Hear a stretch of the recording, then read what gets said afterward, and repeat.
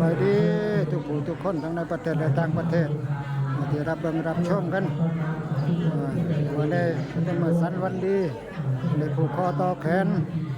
ท่านเจ้าอาวาสองค์ใหม่ที่ได้รับตราตั้งมาใหม่ๆนี่ละสดๆร้อนๆมาหอดวัดหอดว่านี่ละนำมาหอดวัดหอดว่า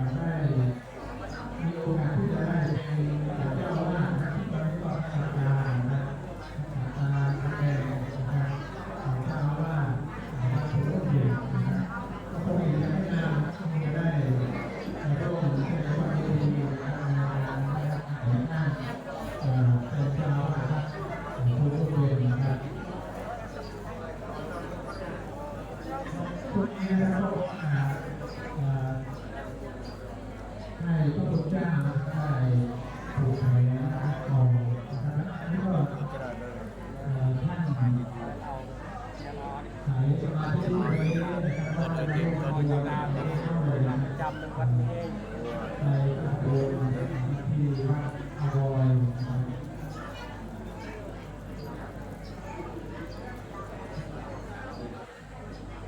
แล้วก็นี่นะครับซึ่งเราได้เรียนการท่านพระจังหวัดพระจังหวัดที่ทางโลกนะครับซึ่งท่านมาเป็นน้องคอนรุ่นใหม่ใช่ไหมครับที่มาทำการมาท้องถิ่นพัฒนาหมู่บ้านนะครับไม่ว่าไหนนะครับก็เราจำไม่ยากเลยงานช่วยเหลือมาเลยงานรับผิดชอบชาวบ้านไปเลยที่ทำมาก็เกี่ยวกับพุทธศาสนาที่เราให้มาร่วมในพิธีการช่วงนี้กำลังผูกคอต่อแขนกันทางผู้นำทางตำบลศรีสะอาดผู้นำเลยมาผูกคอต่อแขน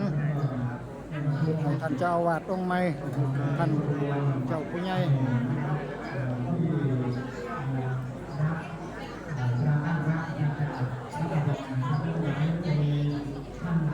บ้างพอต่อแขนทยอยกันเข้ามาอยู่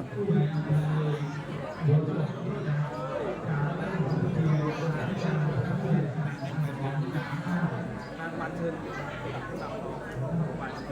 ก็เลยดำเนิน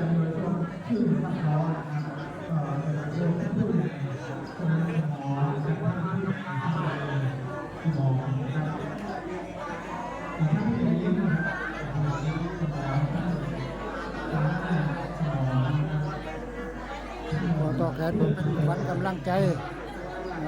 ท่านเจ้าอาวาสองค์ใหม่ได้รับตราตั้งมาสดร้อนๆตราตั้งมาสดร้อนๆกำลังแห่มาฮอดช่วงค่ำละสิเข้า6 โมงแล้วมาฮอดวัดตั้งแต่บ่าย 2จนสิมาฮอดวัดฮอดว่าธรรมดาละเนาะรถแห่ตั้ง3 คัน 3-4 คันไหมรถแห่จักสิฟ้อนคันใดแท้สำหรับผู้ฟ้อนก็ได้รถแห่ตั้ง3 คันประวัติศาสตร์เลยสำหรับบ้านภูมิร่มเย็นวัดภูมิร่มเย็นรถแห่3 คันผู้ฟ้อนผู้เต้นจนเมื่อยจนล้าสมนะแต่ผมเป็นยังยอดดีมีแห้งเพราะว่าชาวบ้านภาคภูมิใจที่ได้ซื้อวัดได้ถูกต้องตามกฎหมายเนาะได้ซื้อวัดถูกต้องตามกฎหมายทางเทระสมาคมของชาวพุทธเฮา ลงยาวเลยนะครับเพื่อที่จะให้ผมก็เอาแขนแล้วผมก็ โอ้จักทุ่มเนาะสิแล้วเนาะนี่เนาะ เดินเรียงแถวกันข้างนอกเจ้าคึกอยู่ข้างนอกเป็นมาหอยู่หลายหมู่บ้านทั้งตำบล2 ตำบลแม่มารวม2-3 ตำบลตำบลโนนสำราญตำบลใจดีตำบลศรีสะอาดมารวมกัน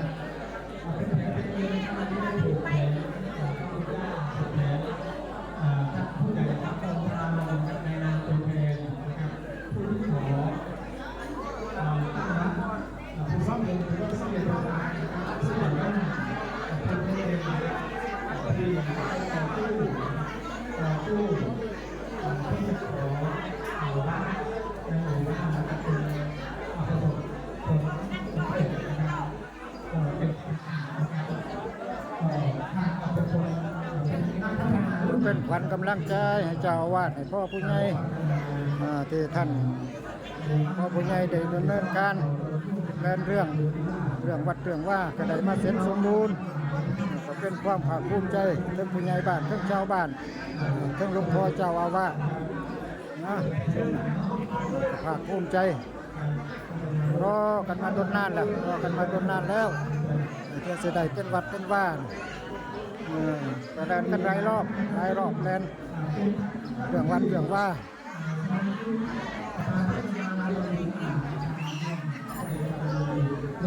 คือความภาคภูมิใจ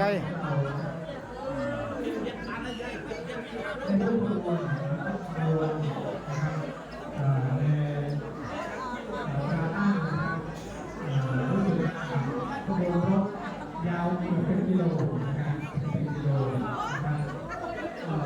ข้าวปลาคุณเกิดจานดีนะครับ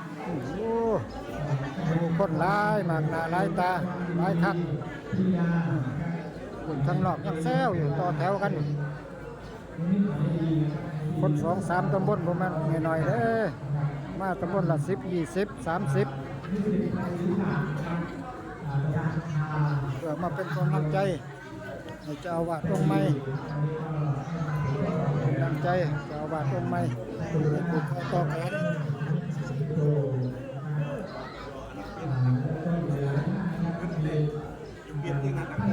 อยู่เปลี่ยนเชงนานๆนี่อยู่เปลี่ยนเชงอยู่เปลี่ยนเชงดังนั้นนี่สินะพออยู่พอดขยันไว้พอดตัวจักโจรนู่นเลย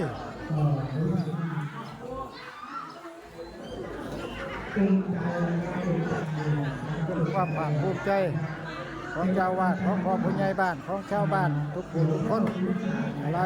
หลายคนทางตำบลอื่นภาคภูมิใจที่ได้วัดใหม่วัดใหม่เชื่อสิได้โอ้ยแลนประมาณของเล่นแลนจนเมื่อยจนล้าเพื่อสิได้เป็นซื้อวัดมาเพื่อสิได้ผ่านทางเทระสมาคมของชาวพุทธเพื่อสิผ่านมาได้ไปแห่งแลน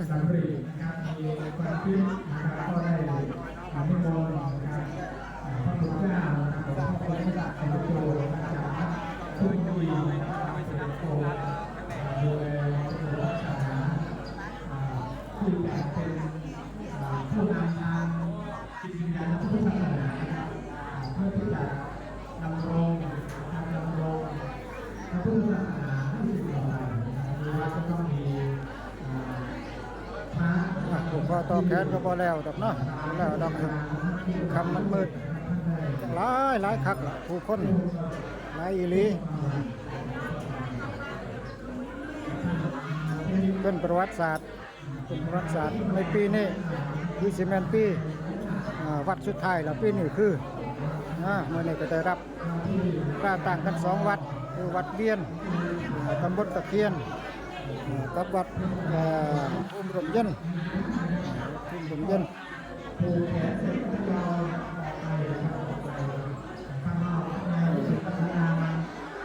เล่นถนัดเลยนะครับว่าทางผู้ใหญ่บอกว่าศาลานี้ก็สร้างกว้างพอสมควรแต่ตอนนี้ศาลาแน่นถนัดเลยนะครับแคบลงโดยปริยายเลยนะครับ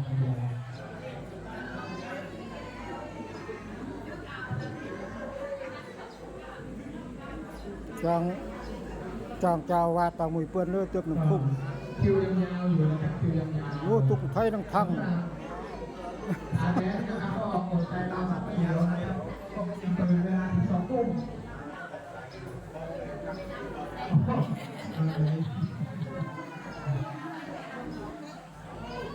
ช่วงนี้ก็เริ่ม รถแห่ก็ยังบ่ทันไปเนาะยังรอบสุดท้ายอยู่รถแห่ก็ได้มวนซืนจักทุ่มรอบมื้อนี้จังสิเลิกกันด้วยความดีใจของคณะชาวบ้านคณะชาวบ้านก็ได้ความสนับสนุนจากหลวงพ่อเจ้าวาดวัดสะพานน้ำซอยรถแห่คันหนึ่งคณะชาวบ้านอีกคันหนึ่งชาวบ้านตะเคียนคันหนึ่งเป็น3 คันเนาะเป็น3 คันโอ้ยฟอนกันจนเมื่อยฟอนกันจนวินจังสิฟังคันใดมวนคันใดบ่มวนบ่ฮู้ละฟอนกันว่าซั่น พี่น้องเราในระแวกหมู่บ้านข้างเคียงนะครับก็ง่ายตานะครับกับการทุกคน เป็นความภาคภูมิใจนี่ละชาวพุทธเฮาได้มาแต่ละเทื่อต้องให้ขวัญกำลังใจในการสูดขวัญผูกคอต่อแขนเพื่อให้เป็นกำลังใจแก่เจ้าวาดหรือท่านพ่อผู้ใหญ่ที่ได้ดำเนินเรื่องดูแลเรื่องวัดเรื่องว่ากันเพราะฉะนั้นบรรดาพี่น้องทางบ้านอังกุลบ้านชะนำบ้านสมใจพร้อมทั้งบ้านสะอาดบ้านสีสะอาดบ้านตะเคียนบ้านสีสังกระบือหลายผู้หลายคนได้มาร่วมแห่มาร่วมแห่ ต้องเรื่องต้องศึกษานะครับเรื่อง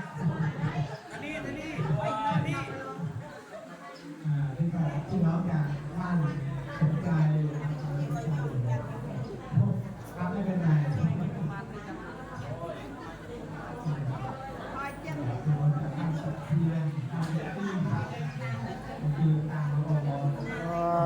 แล้วง่ายดอกคนยังต่อแถวกันเทียบอยู่แค่นี้เนาะสมควรกันแค่นี้ขอจบคลิปเพียงแค่นี้ก่อนสบายดีดีไม่แห้งเนาะทุกคนทั้งในประเทศและต่างประเทศอยากจะเบิ่งรับชม เข้าแข่งรถตู้บ้านสนใจ เบิ่งรับชมกันทุกคนอย่าลืมกดไลค์กดแชร์กดติดตามกับใครกดกระดิ่งแจ้งเตือนแนะนำแนวด้วยเพื่อเป็นกำลังใจเนาะได้เห็นคลิปสารใหม่ออกมาเขาจะเป็นไปเพื่อ ตั้งแถวยังไม่หมดนะครับยัง